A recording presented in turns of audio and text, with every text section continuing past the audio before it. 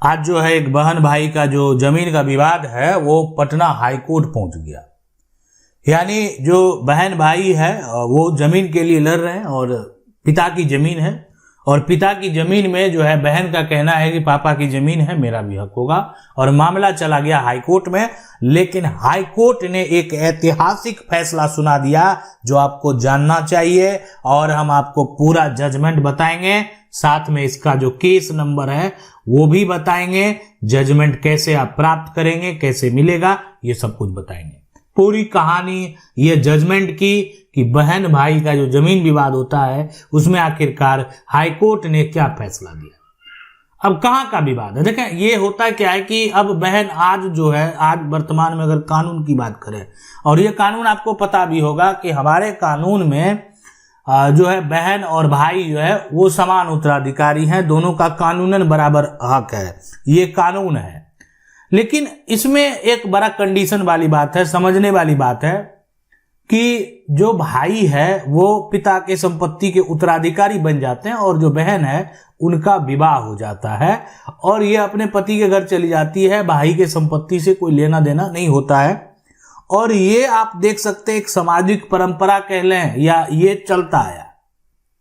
अब एक समय ऐसा आता है कि जहां पर मान लेते हैं कि एक बहन जो है किसी कारणवश बेघर हो जाती है, और वो कारण जो होता है वो ये होता है कि या तो इनके जो पति हैं इनको तलाक दे दिए जहां इनका विवाह हुआ था, और या ये कारण होता है कि ये इन्होंने जो है विवाह नहीं किया है ना, विवाह नहीं किया, ये कारण होता है कि इनकी पति की मृत्यु हो गई, अब इनको घर में रहने को कोई नहीं दे रहा। तो अगर ऐसा कोई भी कंडीशन इनके साथ उत्पन्न होता है तो हमारा कानून ये कहता है कि देखें आपका जहां जन्म हुआ था वहां से आप बेघर नहीं हो सकते। तो ऐसा करते हैं कि वहां आपका जन्म से अधिकार था, जन्म से अधिकार है और जन्म से अधिकार रहेगा, यानी एक जो बेटा उस परिवार का है ना उसके बराबर का अधिकार रहेगा। तो अब ये कानून में बदलाव करने की एक जरूरत इसीलिए थी, मुख्य कारण जो है यही था। अब इसके अलावे भी बहुत सारे ऐसे कारण थे, लेकिन आज जो बात करेंगे ये विवाद जो है एक गांव में प्रभु सिंह नाम का एक व्यक्ति रहते थे। उनके पास जो है पैतृक जमीन जायदाद थी, दादा परदादा का खतियानी प्रॉपर्टी इनके पास था। लेकिन इनका मृत्यु हो जाता है 2001 में, प्रभु सिंह जो है वो उनका निधन हो जाता है, वो इस दुनिया को छोड़कर चले जाते हैं। उनके मरने के बाद घर में जो है विवाद खड़ा हो गया, और विवाद खड़ा हो गया, और आपको पता है कि जब भी विवाद खड़ा होता है तो विवाद का जो मुख्य कारण होता है वो होता है यहाँ पर धन, यहाँ पर दौलत, ठीक है, यानी जमीन जायदाद, जमीन यहाँ पर जायदाद।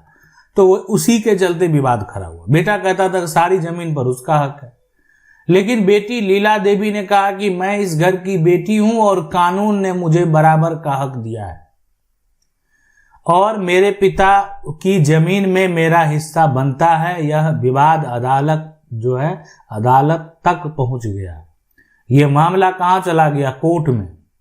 अब आखिरकार जब मामला कोर्ट में गया तो क्या हुआ, कैसे हुआ, क्या प्रक्रिया हुआ, क्या वजह है, और बहन को भी लग गया कि देखें अब कुछ कहने की जरूरत नहीं है, वो कानून पर भरोसा है, ऐसे वो मौखिक तौर पर मेरा भाई जो है वो संपत्ति देने वाला नहीं है। अब लीला देवी जो है उसका भाई का नाम है लाल बहादुर सिंह, और जब मामला ये जो है अदालत तक पहुंचता है तो लीला देवी ने अपने बड़े जो है अपने भाई लाल बहादुर सिंह के खिलाफ मुकदमा दायर करके बोली कि मेरे पिता की संपत्ति सिर्फ बेटों को नहीं बेटियों भी अब वारिस होती है, मुझे मेरा हिस्सा चाहिए। और ये आप देख सकते हैं ये केस जो किया गया है, यानी 1 अप्रैल 140 2013, यानी श्रीमती लीला देवी वर्सेस लाल बहादुर सिंह, यानी 2013 में ही ये कह सकते हैं ऐसा मामला उठा कि एक बेटी जो है अपने पिता की संपत्ति में हक मांग रही है। अब आखिरकार जो अगर देखा जाए तो ये तो हाई कोर्ट का जो यहाँ पर केस नंबर है जो हाई कोर्ट के द्वारा फैसला दिया गया। लेकिन आज जो बात करेंगे आखिरकार इससे पहले जो मामला जो लीला देवी हैं उनके वो मामला लेकर जाती है कहाँ पर? ट्रायल कोर्ट में, और निचली अदालत में आपको फैसला पहले ले जाते हैं। उसके फैसले से अगर आप संतुष्ट नहीं होते हैं तो फिर आप मामला को हाई कोर्ट में लेकर जाते। लीला देवी ने भी अपने पिता की संपत्ति में जो है हक के लिए ये मामला ट्रायल कोर्ट में लेकर जाती है और वहां पर उन्होंने जो है पार्टीशन का जो है मुकदमा दायर करती है। अब निचली अदालत जो है यह कहते हुए मुकदमा खारिज कर देता है कि जो पक्षकार है तो उसके बीच यहाँ पर जो है यूनिटी ऑफ टाइटल और पोजेशन यानी टाइटल और कब्जा की समानता जो है वो प्रूफ नहीं होता और कोर्ट को लगता है कि जब ऐसा कंडीशन है तो इस केस को खारिज कर देना ही बेहतर, और वही हुआ। ट्रायल कोर्ट ने इस केस को खारिज कर दिया। अब है कि ट्रायल कोर्ट ने खारिज कर दिया तो मामला चला गया हाई कोर्ट में। पटना हाई कोर्ट में मामला जब जाता है तो पटना हाई कोर्ट ने साफ साफ देके कह दिया कि पिता की जो जमीन जायदाद पर जो अगर बात करें तो ये फैसला दिया गया कि न्यायालय के सबूतों और कानूनों आनंद आप देखें यहाँ मान लिया गया कि प्रभु सिंह की मृत्यु 2001 में हुई थी। उनकी बेटी लीला देवी जीवित है और बेटा इस बात से इनकार नहीं कर सकता कि वह उनकी बेटी है ना, एक तरह से नहीं कर सका कि वह उनकी बेटी है। तो ये देखें इस बात को समझना और बेहद जरूरी है। ये मामला जो है सुप्रीम कोर्ट तक भी गया था कि पिता की मृत्यु 2000 यहाँ पर 5 से पहले और 2000 यहाँ पर 2005 के बाद 2005 के बाद ये मामला बहुत सारा जो है देखने को मिला था कि अब ये हिंदू उत्तराधिकार अधिनियम जो कानून है इसमें परिवर्तन यानी करने के बाद संशोधन अधिनियम यानी 2005 उसमें ये बदलाव किया गया कि जो पिता की संपत्ति है, पिता की संपत्ति में बेटा और बेटी जो है उसको समान अधिकार दे दिया गया। दोनों परिवार के उत्तराधिकारी हैं, यानी कानूनी तौर पर उनको बेटा और बेटी को समान कर दिया और समान अधिकार दे दिया।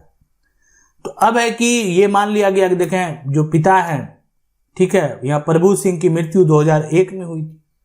अब उनका जो बेटी है वो लीला देवी, वो तो है बेटा भी है, तो इस बात से कोई इनकार नहीं कर सकता, बेटा नहीं कर सकता है कि उनका और कोई उत्तराधिकारी जो है नहीं है, उनकी बेटी नहीं है, ठीक है। अब है पिता की मृत्यु के बाद संपत्ति में बेटी का बराबर अधिकार है और इसलिए लीला देवी को उसके हिस्से की जमीन दी जाएगी। तो हाई कोर्ट ने एक बड़ा फैसला तो सुना दिया और ये फैसला जो है यानी अगर आपका भी विवाद है, आपको भी ऐसा लगता है कि मुझे जरूरत है अपने पिता की संपत्ति की, आप एक बहन है, आप बेटी है, तो आपका ये कानूनी अधिकार है और ये अधिकार आप प्राप्त कर सकते हैं। यानी देखें एक हिस्सेदार की जमीन जो है दूसरे हिस्सेदार बिना उसकी सहमति के नहीं ले सकते। हाँ ठीक है, कोई अगर गलत तरीके से अपने नाम पर सारा जमीन करा भी लिया, जैसे बहुत सारे लोगों के मन में ऐसे सवाल होते हैं कि अपने नाम पर जो है करा लिया हिस्सेदार, अब हम उससे हिस्सा कैसे लेंगे, शेयर कैसे लेंगे।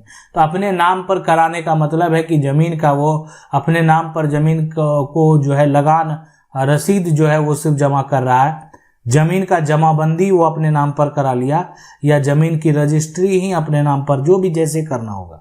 ये रजिस्ट्री अपनी ही जमीन का रजिस्ट्री अपने नाम पर करना का मतलब है मान्यता शून्य। तो ये कुछ भी कर लेना, जो उत्तराधिकारी है, जो एक तरह से उस परिवार के वंशज हैं जिनका अधिकार होना चाहिए, उसको आप बेदखल नहीं कर सकते। वो कल को कहेगा कि हम तो बाहर थे, हमको पता नहीं था।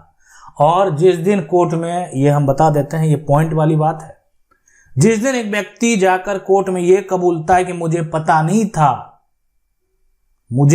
नहीं था कि यानी आखिर समय सीमा के बारे में मुझे जानकारी नहीं थी, समय सीमा के बारे में, तो इसलिए प्रभु सिंह का बेटा हो बेटी हो सबका समान अधिकार है प्रभु सिंह के जमीन जायदाद में।